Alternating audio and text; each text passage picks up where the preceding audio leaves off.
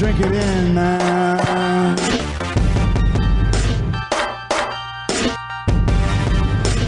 Touchdown, Detroit Lions! Cornbread! Cornbread! Cornbread! Drink it in, man.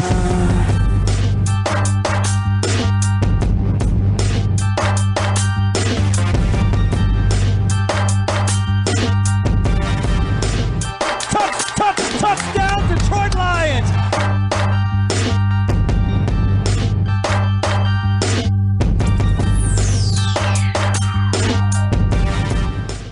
Detroit Koolaid. Detroit Koolaid drinkers. What's going on, everybody? Let me fill up your glass real quick. Drink it in, man. Side of cornbread. Cornbread! Make it a double. Cornbread! We are back right here on the Detroit Koolaid Cast. And it's not only the podcast is back. The Detroit Lions are back off their bye week. Ready to play some ball. Ready to get healthy. Ready to start getting some dubskis, some victories. Lots to talk about. Got a lot of feedback from you guys last week. You really seemed to enjoy the positive spin that I put on everything, where everyone else is doom and gloom. Everybody's talking about everything that's going wrong right now, rather than seeing the bigger picture, talking positive and looking at what this team is heading towards. You also like the reverse rant and the energy I brought, and I even kept that show pretty short. It was about 30-some minutes. I know that's always a nice sweet spot if you're driving to work, hitting the gym, whatever it may be. So appreciate all that. Always get great shout outs. I love it when people are just like, hey, this made me laugh, or good point here, or love that argument with Chops. We always have some great feedback across the board, but I kind of want to do the same thing this week. I mean, I kind of want to talk about some of these bye week adjustments that Dan freaking Campbell is making for his football team. Some injury updates. I want to kind of give you guys, I want to give you the big picture. I want to give you the rebuild plan, the status, where we're at. Kind of like we'll have a board meeting, maybe a status report on where all this thing is headed. Not just this moment, not just what happened last week, not just what happened 2-3 weeks. Where are they going? What's this thing going to look like? Where are they at in the progress report? What's the stat? What's our project completion rate at this point for this rebuild of the Detroit Lions? We'll get into that. You guys have also been loving the Twitterverse, the Twitter machine shout outs, the scuttlebutts, the pointing out of things that I see on the old Twitter there. You guys can find me at Derek Oakery. So got some people to talk about, some praise to give, maybe some people to knock a little bit for some things I saw out there. Who knows what we might get into in that segment, but I know you guys love when I'm shouting out listeners, Kool-Aid drinkers, takes, things I see. So trying to spend a little bit more time on that each week. And then to end the show, we'll do the Dallas preview. You guys know, you've heard of them, the Dallas Cowboys, kind of like one of the NFL's favorite franchises, one of the teams that they give all the breaks to, one of the teams that no matter what their record is, and the fact they haven't won a playoff game and who knows how long, they won a championship probably since me and many of you have been alive, but they still put them on prime time all day, every day. They still talk about these guys like they're the greatest team ever. They've been winning some ball games, but the Lions travel to Jerry World, which we do almost every year. Kind of like when the Lions, every year we're going to Arizona. You know how that goes. NFL schedule is crazy, but we'll get into that to end the show, along with my score and how's it going down prediction to end the show. So let's not mess around. Let's do this. Let's get into it. Let's talk about bye week adjustments. I mean, let's just start off with some injury updates. You might as well. Jury Jacobs. And the reason I call him Jury is because when you look at his game, you look at his attitude, you look at how fun this guy is, you look at the swagger, you look at his ability to play football, it just sounds like you would come up to him and be like, "What up, Jury? Let's go." Juurrrrrryyy. Jury Jacobs. Looks like he might be back in a Lions uniform. Dan Campbell said he is doing well. He said that he loves his work ethic. He says you can put Jury right on the football field because he gives you immediate impact on special teams as well as can play the outside corner. And they said they've even been dabbling with him in the slot nickel type position. I think this type of guy where you don't like wait around. You know how sometimes like a guy will be ready and I'll give him another week or two and then he's out there. I feel like Jury, the minute he's ready, they're like, go play big dog. And I think he'll do that. I think you'd see him this week, to be honest. Josh Pascal, the rookie, taken in the second round, pick 46 overall, the people that everyone's just going crazy about because they haven't seen this cat yet. He's had 2 good weeks, I think it is, kind of getting ready, getting going. Dan Campbell has been encouraged, as he often says, with that. Pascal's the type of guy I could see waiting another week just because of his injury, as well as a guy that they really probably want to debut at his best. If he can go, I think he gives that inside pass rush and is going to make an impact. I think people will be pleasantly surprised when they see Josh Pascal on the football field. He's a very hard worker, inside-outside rush player, physical, all the things that we are looking for.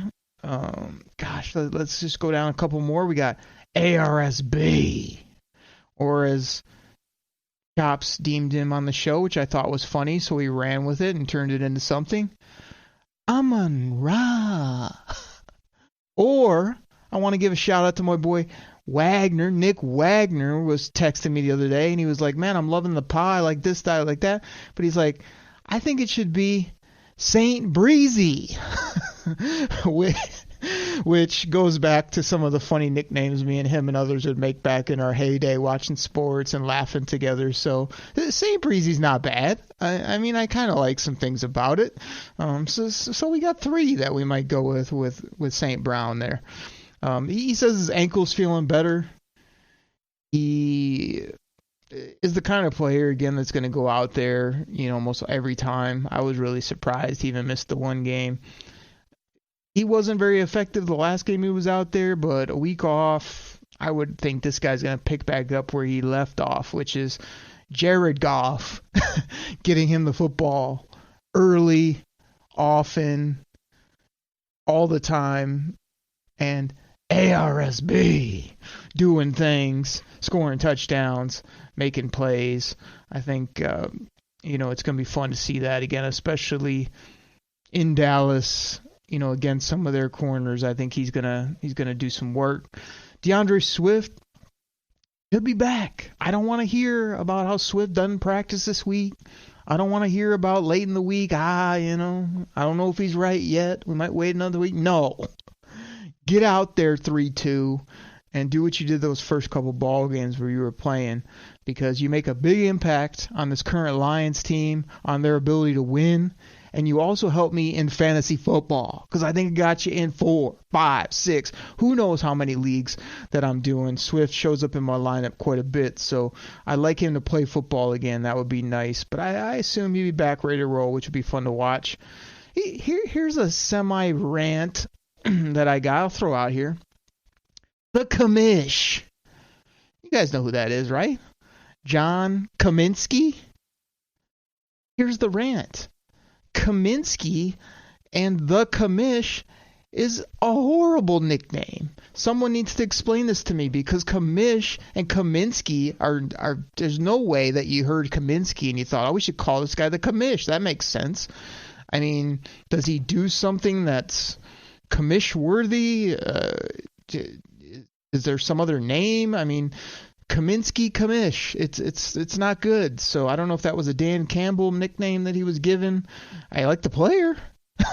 I like John Kaminsky hustle. I like what he gave us those first couple games, eating up blocks, letting Aiden Hutchinson get after people. You know how he does. Just creeping on quarterbacks, because you have to unleash Hutch. Hutch. Unleash Hutch. I'm ready to unleash Hutch. Exactly. That's about to happen again. So John Kaminsky, I hope, plays. The Commish is a terrible nickname in this scenario, but I hope you can get out there and help this defense because we need it badly. Let's see here. Dan Campbell said he's gonna change practice. I mean, we're talking about practice. I mean, not a game. We're sitting here talking about practice, man. I mean, how silly is that? We talking about practice, not a game. We talking about practice, man. I mean, how silly is that? I got to get that in when I can. But Dan Campbell was like, oh, we got to start practicing like we were in training camp. And maybe I haven't been doing the right thing by sort of easing back or no one-on-ones or no good versus good. Whatever he said. It was kind of like, well, kind of your thing, Dan Campbell, is you're the head coach. So kind of on you to get these guys ready. So I know you're learning on the job. I know you're figuring some things out, and I support you. I'm in full support of Dan freaking Campbell. But he's got to find the right mix, man, when to push these guys, when to get them out there, what to do, what not to do, because you got to have your boys ready to go, injuries, no injuries, whatever. I still think we're going to see a nice return in the end of the season. I still think the next few games are rocky. More on that later. But he's got to find that right mix and can't just be the fun coach where he lets everybody watch a movie every day like the old substitute teacher. He's got to get after some people and make them work and also maybe make them hate him at times to get the type of results that you need on this team. But he says he's going to tweak practice. We'll see what he does. MCDC, do your thing, get him ready to go. And then the last update that just came out a little bit before we got recording here, Levi. You guys know who he is, right? The nickname that's fading quickly, a.k.a. Big Denim. You guys know who this guy is, right? Big old defensive tackle. Levi Onwuzurike from Washington took in the second round in the high 40s selection there in the NFL draft. We ain't got a damn thing out this guy. He barely played last year. When he was out there, you didn't notice him. He says he wasn't healthy. Shows up this year, has a couple interviews, does maybe a couple practices in training camp. You never see him. Here we are, week 6, week 7, week 8. This guy's nowhere to be found. Dan Campbell's frustrated. The fan base is frustrated. And now Levi, as I will refer to him here in this rant, has had back surgery. Levi is done for the season. Well, if you guys follow me on Twitter, I put out a tweet just saying, if this is the way to get this right and get this over with, then I don't mind it being done right now. My fear is you'll do this, you'll hear the comeback story of, man, I'm in the best shape of my life. Man, I feel great. Man, I just needed to get rid of that. I needed that surgery, and now I'm ready to roll. And then he gets hurt again. And then his season and possibly career is over. So, Levi, prove me wrong. Earn the nickname. Get your back right. Get back in 2023 and start killing quarterbacks and blowing bleep up, I think is what you said when you got drafted. Because I haven't seen anything except you sitting over there on the sideline with the denim cast, the denim vest, denim in your denim jeans way too long. You probably got a denim blanket over there when you're sleeping, when you should be practicing or playing on Sundays. A lot of denim is going on, but nothing, no big denim to the games, no big denim making plays for the Detroit Lions. So that's kind of where they're at. I mean, when you talk about bye week adjustments, to me, what I think they're going to do, to be honest, they're going to have hard practice this week, really get these guys ramped up. They know Dallas is a good defense. They're getting their quarterback back. They got some offensive skill guys. I mean, they know it's a good football team, but they also are kind of trying to do the nameless faces where, hey, they're good, everyone's good, we'll show up, see what happens. They're going to have to get production from some of their top-end players. They're going to have to tighten up that defense quite a bit, which is going to fall on Aaron Glenn this week. Not only getting those guys right, but getting guys in the positions that they need to be, and also starting to get more out of these young cats, you know? It's year 2 here, and like we need to see Iffy make plays. We need Hefe to be better out there at corner than he's been here in the last couple. We need the defensive line get after people. Like, I don't know, this guy. Come on, Hutch. You don't have to get a sack every play, but just get back to what you were doing when I had the sign week 1. You know what it was. Unleash Hutch. Exactly. We need to do that, and I think they're getting a bit healthier. They're refreshed. They're going to come in here with a game plan. Don't be surprised if Dan Campbell pulls out some craziness. You know, everyone's frustrated with the 4th down plays. Don't be surprised if he pulls a couple trick plays out of his bag or does some things that are unconventional to try to steal a game here on the road. But I think the game plan needs to be right. Players need to be right. Coaches need to be on them. They need to have these guys ramped up coming off this bye week, not only for this week, but for this whole final stretch of this season as they slowly get healthier, but they also have to get better. That's the key as well. All right, let's do this before we get our commercial break in. Let's talk big picture. Let's do that progress report. Let's do that project manager status report that we got to do on these Detroit Lions and this rebuild. Hey, here's my thing. All these people on the radio, other podcasts, everyone's like, we're barely into year 2 of a rebuild, and they want to critique the general manager top to bottom. They want the coach gone. They're already saying, wow, you missed on all these top selections. Oh, should you have taken Jamison Williams? Like, what's this? Is this rebuild off to a bad start? Like, this is consistently what happens, man. The overreaction theater. Now, I know people don't want to hear, be patient, wait around a little bit longer. But when you do a rebuild correctly, let's say we're going to rebuild your house. I can't build worth a damn, first and foremost. Shout out to my mom who's out there helping with Habitat for Humanity. She can't build either, but she's a great helper, and she's doing some great things for, the less fortunate, the Habitat community company as a whole, and also just with her faith. You know, her faith has led her and my stepdad and others to help in Habitat for Humanity, so that's awesome. So she can't hammer or saw or do anything, but she's doing a great job out there helping building homes, which is really cool to see. So let's say we're going to build a Habitat house. Are you going to judge what the house is before the frames even go up, basically after they pour the first bit of concrete? Or are you going to let everything kind of build itself up, and by like mid to later in the project and be like, man, we got a nice house going right here. This is well put together. This is looking good. I mean, that's where we're at with this Lions rebuild, man. Barely the foundation and barely the walls are going up, and people want to already bulldoze this thing, or they want to act like, oh, you built it crooked, or it's not going to stand up when the weather comes. Like, calm down, man. Seriously, we're only barely at the beginning of year 2. There's like 10 more football games in the season to go. So my quick analysis of it is the major picks, the top picks that we've had so far through Brad Holmes, for the most part, are quality top end, dare I say, elite football players. I'm talking about Hutch. I'm talking about J-Mo. I'm talking about Penei Sewell.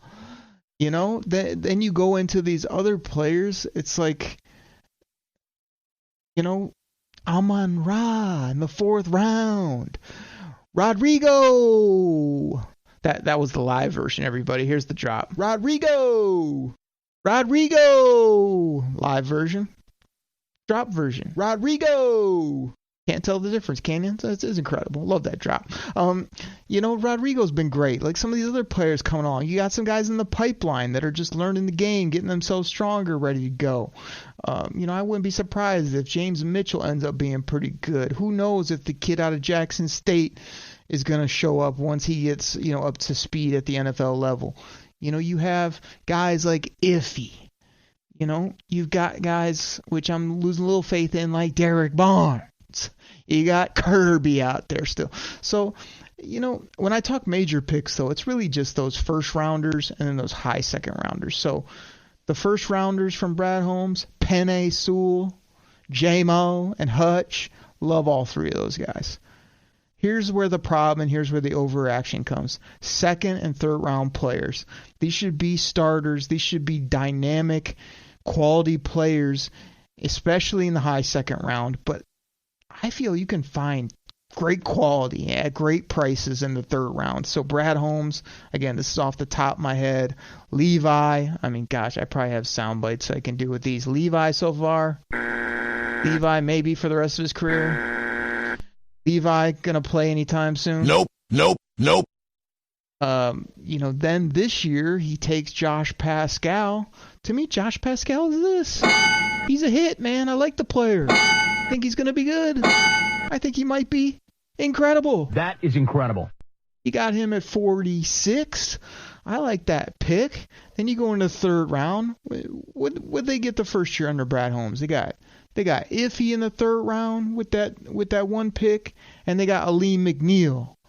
Two athletes, two guys that are barely getting in their second season. I feel like Aleem McNeil has disappointed me a little bit when it comes to flashing and pass rush and dynamic. He just is a plugger at this point. But they've moved him to 3 tech a little bit. They got bugs.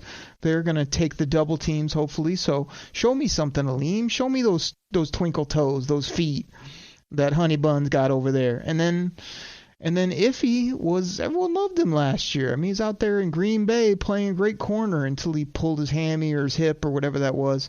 Now they got him at safety. You barely seen the guy. So let him get back out on the football field and start doing things. And I know availability is the best ability. So, yes, he needs to be out there playing. But those second, third rounders are still, very doable. Pascal, Iffy. You got Kirby in there. And it's and Aleem. To me, it's those three could turn out to be nice players. So just calm down a little bit. We're still getting through this thing. To me, 2023 is the big year. I mean, you have 2 first-round picks again. You should be able to nail those, and if you don't get your act together, those could both be high. Your pick could be real high. Hopefully not, but if it does, hey, that'd be great. I love Bryce Young. And then your second first-round pick could be real high too, because the Rams are an absolute mess on the offensive line. Matt Stafford's playing like garbage. He's hurting me in fantasy football, and they just seem to maybe not have it together. It might be a dip for them, and then they come back in 2023 as well, which I think would be great for number 9 to win his ring and then help the Lions by absolutely tanking the rest of this year. That may occur. So, they get those picks. They'll have more money. They can actually hopefully attract some free agents. That's something they need to do better on under Holmes and Campbell.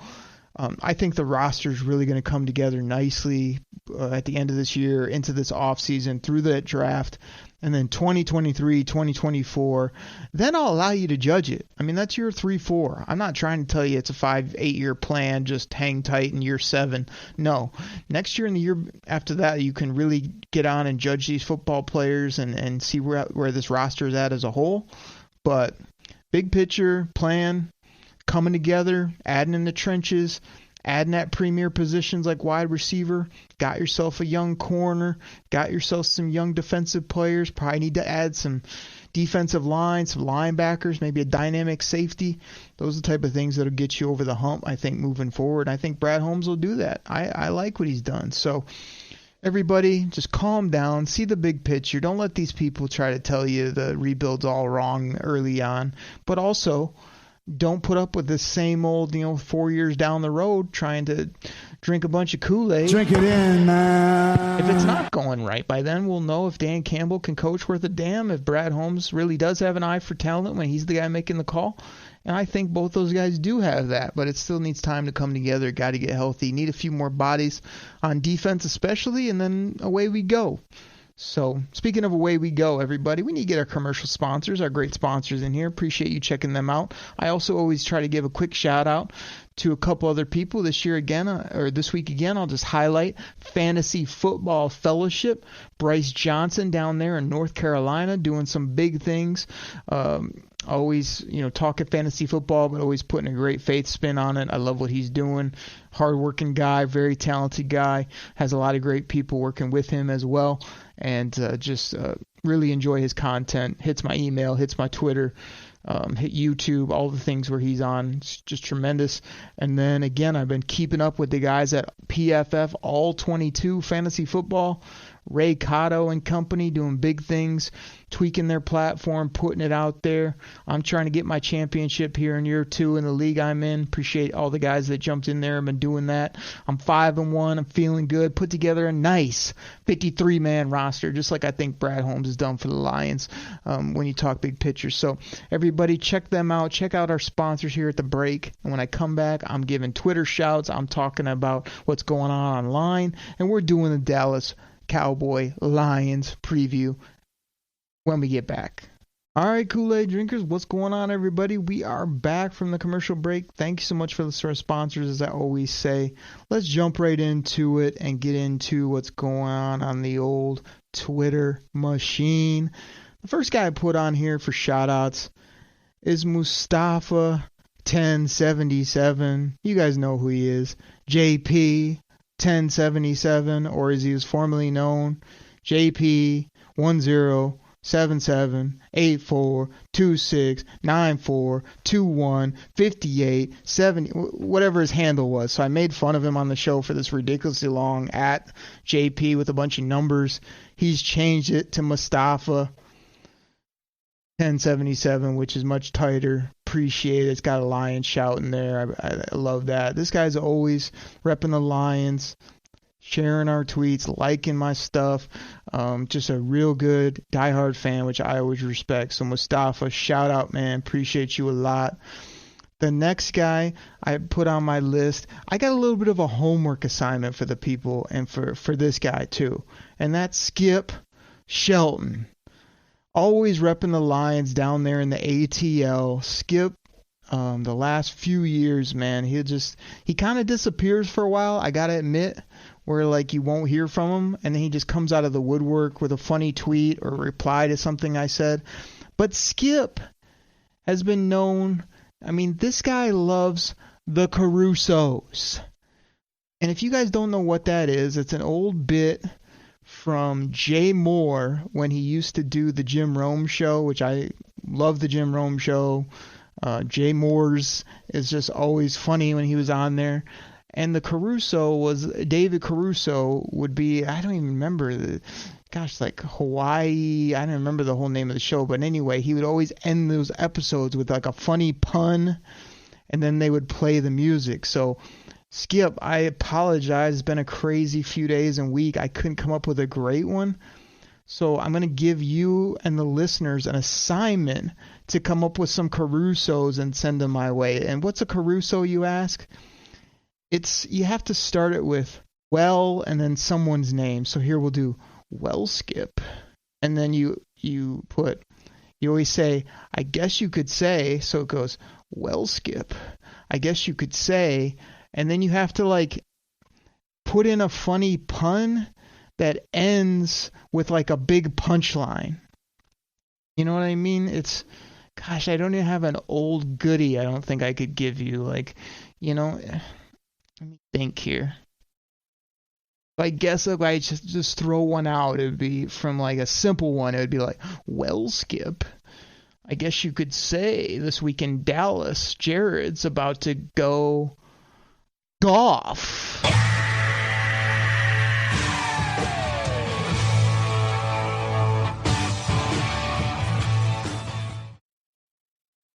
You know what I mean? So that's what you're looking for. You're looking for the beginning, I guess you could say, ending it with something big, and then I will drop the music on you. If you do it horribly, I will make fun of you. Normally people don't hit the Carusos right. I got to correct them.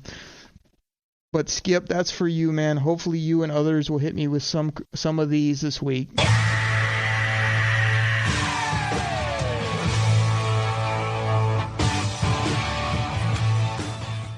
Everybody send those to @DerekOakry on Twitter. Hit my DMs, whatever you got to do, or hit up the Kool-Aid hotline. You guys haven't been bringing the lumber. You haven't been making me laugh enough on there. You haven't been having any call-ins. Lots of text I've been sending with you guys, but need some more calls.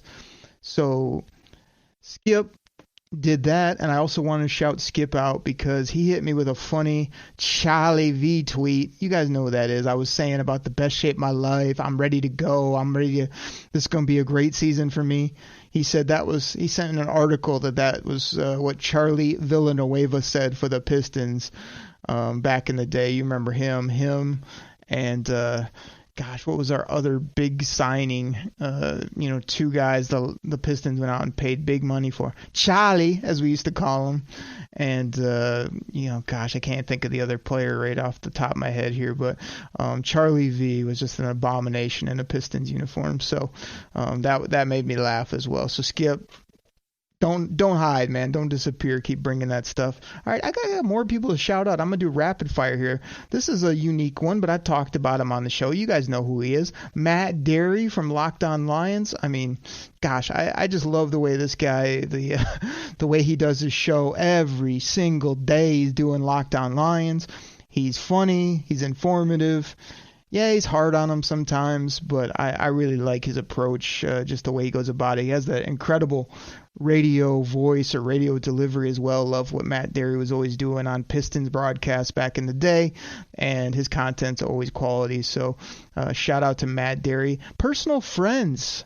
Very good friends, I believe, with my friend Rainey from back in the high school and college days. So Rainey and her husband and kids, them Matt Derry hang out, which I think is awesome. I'll have to try to do meetup with all these guys. I'd love to see Rain, and Matt Derry's just the man for his Lions content, no question. Next guy I got here, I want to shout out from the Twitterverse, KP. From Real Deal Sports Talk. You guys have heard him here on this podcast. We're hoping to get together again and drop some knowledge and do another show together when our schedules line up. But, yeah, man, he's always putting out good content. Go check out his shows, some of the things he's doing. He's got a different approach, kind of talks all different types of sports over there with KP. Another guy that made my list here for this week, Gary Luke. I mean, gosh, I always say it. I've said it on multiple people here, but repping the Lions, repping Michigan football. Respect. I love to see it, man. Gary's always putting out great stuff out there online. I talked about this guy the last couple shows, but I'm bringing him up again. Brian Ives, man. He was live in person for that Patriots game. Sent me a couple videos where he was talking some junk, talking some mess, throwing a little smack down on some of the Patriots faithful out there before the game. I didn't see any post-game content from Brian, but he was definitely having fun repping those Lions and was trying to get us a dubski there in Foxborough. That obviously did not work out, but Brian's a great dude, man, and appreciate him always listening, and he shares the show a lot, which anytime you guys can do a retweet, share from me, that just helps get the word out. Say, man, you got to check out this guy talking Lions football. He's got some guests, got some funny takes. I mean, always appreciate that. The other thing that's funny are some of these follows that I get. Some of them I can't mention here on the show because it's the bots, it's the you-know-whats out there where they're giving me these random follows for no reason. I mean, get that junk out of here, right? But I did get one that I thought was solid. I don't know much about this at all, but Danny Sullivan Music gave me a follow, and I usually check and see if you're a bot or some fake account, or this was 20,000 plus Twitter followers for the Danny Sullivan Music. So I assuming he's a Lions Michigan faithful, might have heard me somewhere, and I appreciate the follow, my guy. Let's see here. We got Parker Johnston made the quick shouts here, and again, another guy that's always supportive. He seems to kind of like some different things across the sports gamut that I put out, whether it's Red Wings, Pistons, Lions, all types of stuff like that. Always repping the teams, the football content. Checked out his Twitter profile one time, and it says Lions Die Hard, which you know you're going to get a follow back from me if that's what it says. You got a Lions photo, you got some Lions content on your little Twitter bio. Yep, definitely going to hit you up if you got that, because that's great. You got to drink that Detroit Koolaid there, Parker. Drink it in, man. Side of cornbread. Cornbread! I made it a double for you. And then the last guy I want to shout out here is Larry. Team Larry, more specifically, who beat me down in the Detroit Koolaid Cast Fantasy League. Yes, everyone, that's 2 L's for me in a row. One to Kyle. Kyle repping the wrong side over there with his team from down south. Hey, listen, Ohio State sucks. I mean, he vanquished me last week, but I mean, my college team vanquished his. Ohio State is vanquished. So I still think I got the good end of that deal. But Team Larry vanquished me as well. Not a good week. Good work to you, Larry, out there. Keep bringing it. I probably pretty much know I'm going to see both you boys in the playoffs. And that's really when it matters in fantasy football. So we're all having a bunch of fun still in the Detroit Koolaid Cast Fantasy League. If you love fantasy football, the Lions, and this show, hit me up and we'll see if we can sneak you in if somebody drops out next year. We've been rolling it for a few years now, and it's a good time. So that's what I got. Let's get into this Dallas preview. I know you guys want to hear how I think this ball game's going down, what I'm circling, what I consider. Again, no direct knock on any shows, any personalities out there, but I try not to bore you to death with going down like Wikipedia line by line on what's going on with this game. I don't read off rosters. I don't give you a bunch of stats that everybody else has access to. I give you my thoughts. I give you my opinion. I try to entertain you. I try to get some hot takes in there, and I try to speak passionately as a Detroit Lions diehard Detroit Kool-Aid drinker, which is a term of endearment, people. Some people come after me and act like it's a negative thing. No, it's great. Drink it in. Drink it in, man. I mean, gosh, you're drinking it in now. Imagine when this team gets rolling and starts winning playoff games and more. Oh, my goodness. Oh, baby. Oh, baby. Or we can go to this one, hopefully, when AO makes a pick here pretty soon. Oh, baby. But so Dallas, I did the bit off the front, but it's true, man. Gosh, they get so many primetime games. Man, Jared Jones is everywhere. Man, they get talked about a lot for never winning a damn thing. It's absolutely crazy to me. I mean, I actually like the glitz, the glamour, the pub, because, if it's not your team, who do you want to see? The big names, the big personalities, the quality players, whatever sport it may be. I like watching the best of the best. But the Dallas Cowboys have just been pubbed up to be the best, or always saying, well, watch out for Dallas. Oh man, look at all these stars they have. The only star they got's in the middle of their football field recently. I mean, they haven't won anything. They had a bunch of names that haven't done anything, a bunch of pub that hasn't turned into anything, if you ask me. So the NFL loves them. Jared Jones makes billions. I get it. They got a beautiful stadium. But come on, man. That's what I got to say about that, about all these Cowboys fans acting like they got rings the last, 2-3 decades, because they don't. You won a couple way back in the day. Congratulations. Again, I'm hoping my guy Chuck Dog, a.k.a. Chuck the Magazine, is listening, because this is his squad, the Dallas Cowboys. I mean, I tried to tell him. I tried to help him out. We weren't able to get our schedules together and keep doing fantasy shows. We did one, and I told him that Zeke is washed. I told him that Tony Pollard is electric. I still believe both those comments, and I think it's been proven true. Zeke's bumbling and mumbling for 50 yards, and he might fall in the end zone here or there, but he doesn't have it anymore. He's got a big bank account and a big goofy haircut and a big stomach these days because he's just been eating his way out of the league. But, I mean, this guy's not a top quality running back. He's a ho-hum, middle-of-the-road running back when it comes to the NFL. But Tony Pollard, man, every time he catches the ball, he looks like he's in fast forward and Zeke's in slow-mo. You know what I mean? That's what's happening over there in Dallas. You cannot want to admit it, Chuck. You can tell me about Zeke's hurt, he's this, he's doing that, he's pass protection. Oh, great, you have a $15 million pass protector on third down. Congratulations, buddy. Hope you like that when you're sitting at home again in the playoff race. Now, they are, 4-1, 5-2, whatever it is now, who cares? But they were able to get some dubskis with Cooper Rush. I don't know how you did that, but you did, probably because of your defense, and you kind of just manage through some games against some bad opponents. I mean, again, slap yourself on the back if you want to. Of course, I'm not going to play the old, poor us comment, but Dak just happens to get healthy coming here when the Lions come visit. I mean, I would have loved a shot at Cooper Rush if I was the Lions, but Dak will be in the saddle, pun intended, for the Cowboys.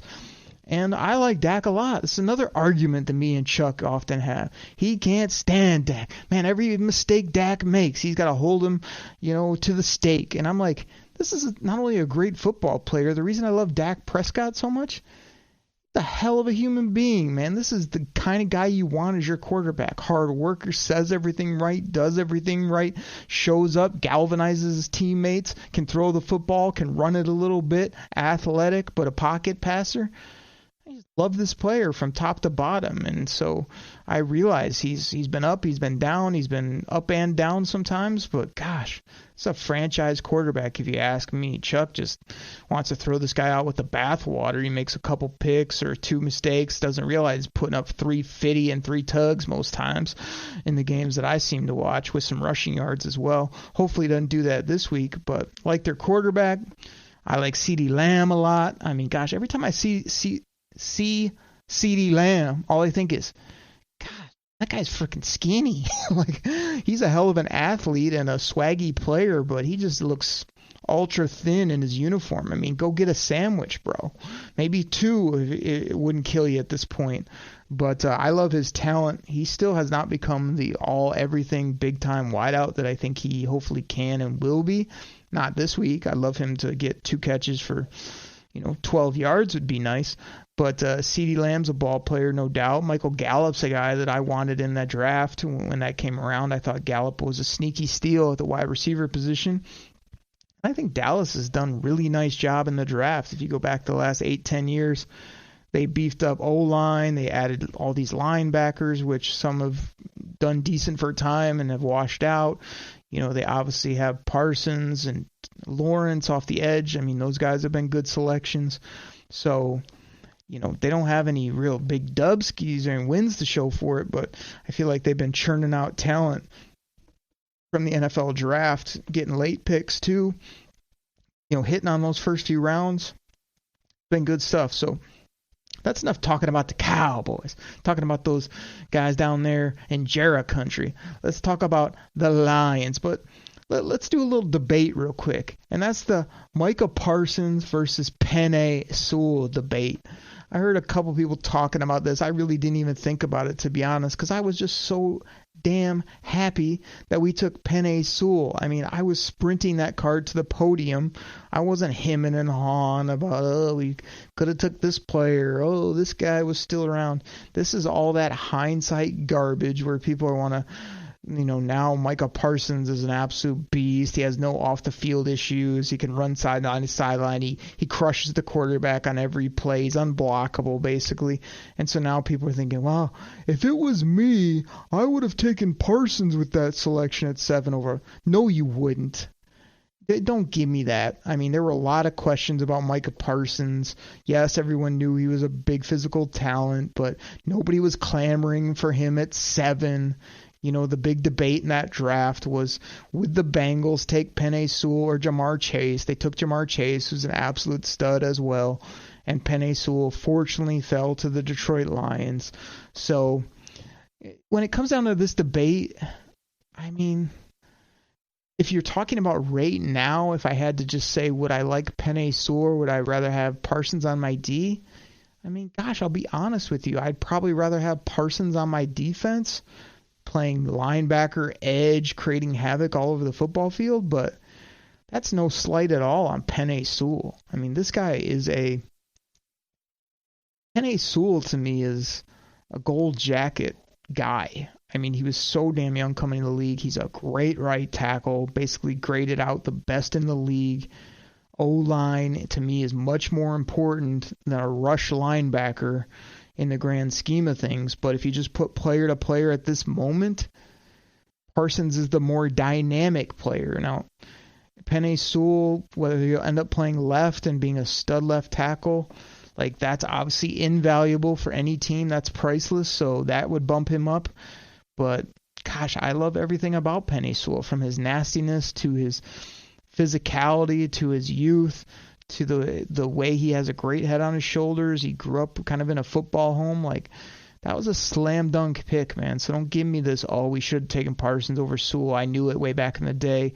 You're just talking about right this moment. And if we're looking at long term, I still think Penei Sewell is going to be the more valuable, better football player over the longevity of his career than Micah Parsons will be. Yeah, you heard that here first. So there you go. Penei Sewell for the Lions. Give him to me. I'll keep him here for over a decade and be real happy with it. For the Lions in this football game, again, we're not going to break down X's and O's or get too into it. Like, it comes down as simple as this for me.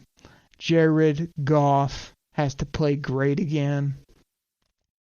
DeAndre Swizzle has got a ball and be on the football field and get a heavy amount of work in the run and the pass game. Amon-Ra, or here you go, Wagner, I'll give it to you again. St. Breezy's got to get busy in this game. I feel like he's got to catch slants, he's got to catch overs, he's got to be a factor in the red zone, hopefully find the end zone, get 8-10 footballs in his hands. I'm looking for him to have a big game. How about this guy maybe showing up again? T.J. Hockenson. He can't have one game that disappear for 3-4 and show up again or play ho-hum. This guy's got to be a helpful player to get us W's. The other impactful pieces is that O-line of ours. I would expect Decker, Jackson, Ragnow, and Penei to be out there doing their thing. That right guard has been kind of a tough one, but again, you should be more than able to get by and bully people with 4 good offensive linemen up there, and they all seem to be pretty healthy at this point. And then when you look at the defensive side of the ball, it comes down to Rush. It comes down to 97. He's due for another good game. The Cowboys' offensive line is always kind of it's always kind of shaky at this point. They're decent. They're better. They did get a rookie who's doing some nice things. I thought he'd be kind of a project player. But I think you can man up Mr. Hutchinson and get some pressures, some sacks, some TFLs, some impactful plays. Even if he doesn't get those stats, get some impactful plays to help your team win this football game. And then I feel like I need better linebacker play. Anzalone, Barnes, even the secondary guys, that are out there, like, they just have to be better. So you got to be able to run, tackle, and blitz from that position. The Lions do need to invest at some point, which don't listen to 97-1 The Ticket with Carson Anderson. You guys know that guy, right? Okay, Kool-Aid drinker and, cornbread muffin and all that. Yeah, that's the guy. That's the guy right there that for the last 8 to 10 years has said draft a linebacker every time with the first-round pick. I mean, what kind of team would we have? Even if he just wants one and then he would get off of it, you can't just always value linebackers. They're not that valuable in today's game, but the Lions have done the opposite, the other side. You can't totally ignore it either. Like in second, third, fourth round, you should be able to find a stud that can call all your defense and run and make tackles and get after the quarterback. And we have not done that in, nearly a decade plus. We haven't had a good, solid linebacker that can make plays. So I get it. But those guys are going to have to step up. I feel like our corners, safeties too, have been a little bit of a mess with no Tracy, so you're trying to mismatch or mix and match Kirby with Iffy, with Elliott, with some of these other young cats, or Juju Hughes, these guys that haven't really shown they can do it. So that's important as well. But I'm circling backers and defensive line to get after. How about a sack for Twinkles? How about a Lee McNeil throw a quarterback to the ground or just squash him with that big belly that he's got? That would be nice. So I think if even a majority of those guys in positions I just named play well, I think this is winnable. This is one of those road games where, like, if you're just from the outside looking in, you're like, oh, Cowboys would probably beat the Lions. But Lions are going to have a burr under their saddle. They're coming there. Indoor football games, even if there's 100,000 or 80,000, 90, however many they put in Jarrah Stadium, It's not a tough place to play. It's indoors. The crowd's not that crazy. I've been there in person, and it's winnable. You can go there and get this dubski. So you're talking about a score prediction or how this one's going down. I mean, I got another nail biter. I got another close football game. I also have a lot more points on the board again. So I'm going to go with 34 for the Lions. 31 for those Dallas Cowboys. That's a dub. That's a 3-point dub. And it's going to be, here's what's going to go down. There's going to be some crazy call in this football game that makes no sense or turns the tide of the game, but it's actually going to benefit the Lions for once. We're going to get a call. We're going to get something that helps our football team, and we are going to win this game on a late touchdown. And here's the real kicker. Then the defense is going to have to go out there and make a stop to really end it. And they're actually going to do it. They're going to either make a turnover or stop them short or whatever it ends up being. And they're going to win this game on defense at the end. I don't think they're going to play great throughout the game on defense, but they're going to come up with a final drive, a final play for a big dubski in Big D. A big dubski in Big D for the Detroit Lions. So, everybody, that's all I got. I'll catch you next week right here on the Detroit Koolaid Cast. Take care, everybody. I'm out. Pack the bag, start the plane. This game is over. It is over. What a comeback by the Lions. Drink it in, man.